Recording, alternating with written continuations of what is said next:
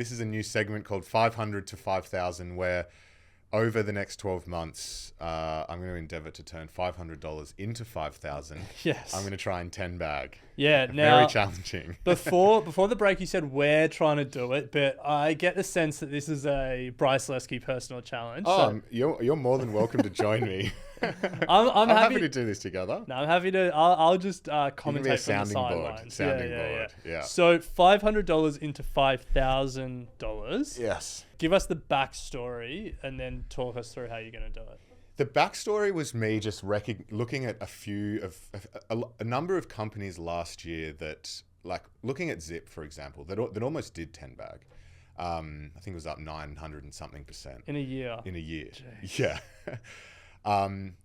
I've always been interested in like the momentum trade. And I think for me, I know we've just spent time talking about our satellite portfolio, but a small part of my satellite portfolio, I want to start exploring different strategies to try and recognize stocks that have a fair chunk of momentum early on and see if you can sort of ride that momentum. Yeah.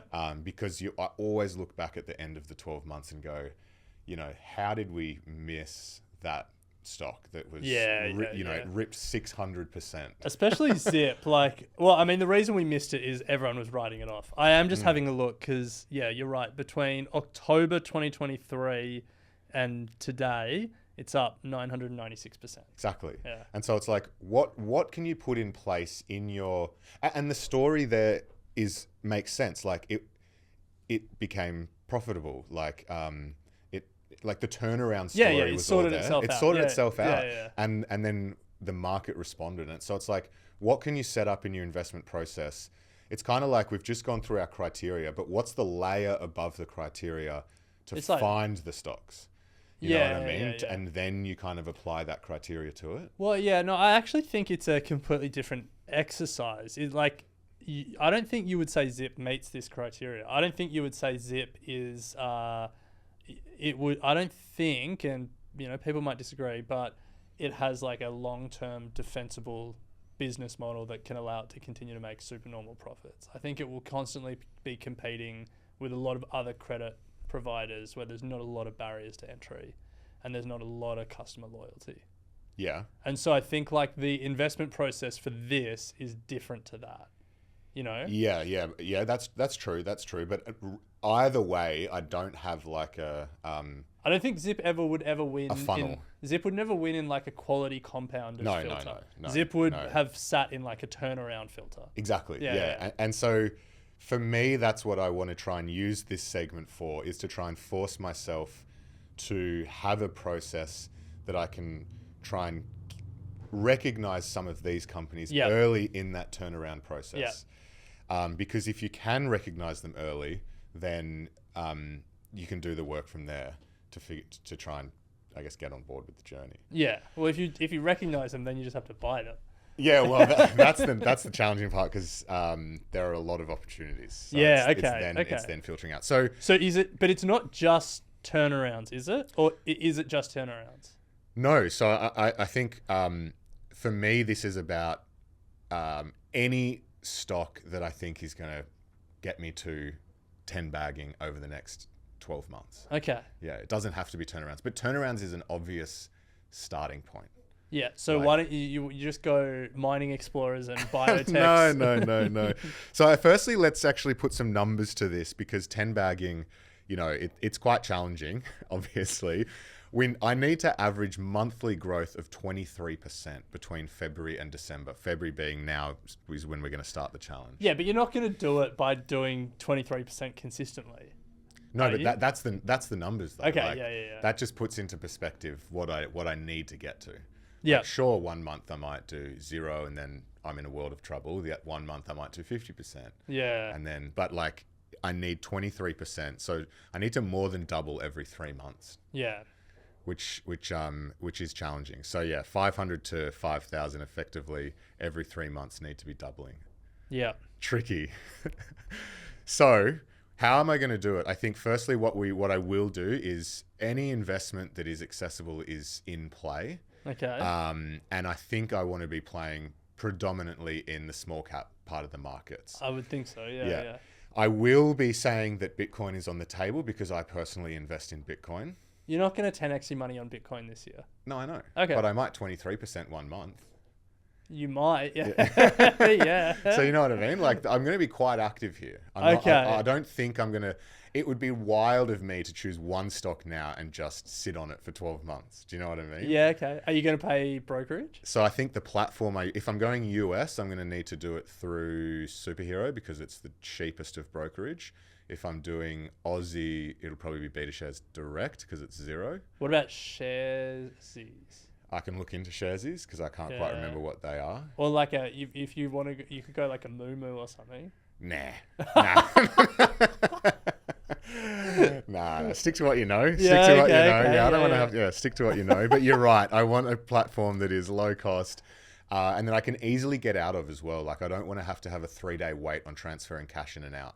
Like if I need to get my Bitcoin from SwiftX to Superhero, I want to be able to do that pretty quickly. Yeah. Because I feel like, there's going to be a lot of activity here. What I won't be doing, shitcoins, off the table. Okay, I don't know enough about it. If you have some opportunities and ideas, send them through. We might do them off air, but I'm not going to be doing it as part of this. Yeah. It doesn't feel like it's in the spirit. It's not in the spirit of the game. Yeah. I'm not going to be doing no gambling, no CFDs, and no external leverage, like not going out and taking out loans to try and boost my returns here. I will be looking at leveraged ETFs though, because there's some interesting opportunities in that space. Three times leverage. I'm so curious. You've only got $500. Like you're not gonna. Yeah, but like if you're trying to do 23% a month, it can be done. Okay, it can be done. I'm excited. Yeah, me too. So I'm also excited that I get to spectate. Yeah, well, you're in on this. You're the other half of equity, mate. Yeah. So. Okay. Yeah. So what I think we need to consider is like... You need to consider. I need to consider things like concentration, $500. If I'm going to spread like $100 over 5 investments, I don't think that's the way to do it. No, definitely not. I think it's either 250 by 2 or just all in 500 and then see how we go from there. So high concentration. If we're looking at stocks, I'm going to be interested in and trying to build screens for rebound stocks or oversold stocks. Mm-hmm. One that comes to mind right now that I think... as of today, we'll probably put the money in is Nvidia. Not small cap, but down 17%. Like, I could see a scenario where market thinks overreaction, and literally in the next 5 days, it's up 6 or 7%. Yeah. Like that's not out of the question. Yeah. But I want to try and build some screens that give me the same scenario, but in the smaller end of the market, where the rebound or the oversold is probably a bit more aggressive than a mega tech company. Yeah. Similarly, I do a bit of work on breakout stocks. So they're those stocks that have kind of hit the all-time high, but have done so with a fair chunk of momentum and volume and show indications of going further. So a bit of work to be done there. Some other ideas around leveraged ETFs. You can get some pretty spicy ones over in the States. So I'll have a look there. And then, of course, Bitcoin and crypto. Okay. So that's kind of the do's and the don'ts and what I'm thinking. I will be setting up some screens, as I said, because I think for me, it's about building that funnel. I'll make sure I record as much as I can or notate a lot of the work that I do off air so that when we come back on, we can discuss what's been done, investments that have been made. Yeah. Because I'm not just going to wait till every time we come on the show. You should just record yourself on mic and then we can package it up. Yeah, I can do that. Yeah. So if you have any ideas on what we can invest in to 10 bag, we know the numbers. We need to double our money every 3 months. You need to. I need to. Starting from now, 28th of January is when we're recording. We kick off in Feb. But I think to get the ball rolling, Ren, I can't have my cash sitting in a brokerage account, cold hard cash. Yep. That's the worst thing that could happen. So I'm going to put it into Nvidia. Okay. And go from there. Yeah, nice. What are your thoughts on that? I think that makes sense. I feel like people... So, yeah, as you said, we're recording this 28th of Jan. It's a Tuesday. We've just come off Monday's trading session in the US when Nvidia was down 17%. I get the sense that it'll rebound today because this seems to always happen. There's a panic and then there's a bounce. The question is, then does it fall again? But yeah, if you were in and out in a day, you'd probably be okay. But by the time this podcast comes out, we'll know if what I've just said was correct or not. So yeah, as I said, please contribute. Join us in the Facebook. Send in your ideas. Mr. Beat Up will obviously have a few ideas as well because he's certainly focused in that rebound space. But it's funny, this episode has just been a roller coaster of, well, first of all, the news of the day and what's been happening, and then we roll into like what we're looking for in terms of like long-term quality compounding stocks. And now it's like, all right, Bryce is now going to try and like go balls to the wall and take all the risk possible and try and make as much money in a short time as possible. Yeah, I think, to be fair, like it's a small chunk of change, but for me, it's actually the learning process that I want to go through, that I've wanted to do it for a while. And I think you've kind of known that, is just get a sense of this whole like technicals thing. Yeah. Like, For is context, there anything to it? For newer listeners, probably like 4 years ago, you did like, you had a brief technical phase. Yeah. You read like one book. Yeah. How to trade like a stock market wizard. Yeah. So we're back. We're back. It's always in the back of my mind. But back then it was more charting. Now it's more, I guess, technical indicators of like momentum and stuff like that, rather than trying to draw patterns on charts. Yeah. So you've grown up a bit. Yeah, well, we'll see. We'll see. So stick with us as we try and turn 500 into 5,000 over the coming 12 months.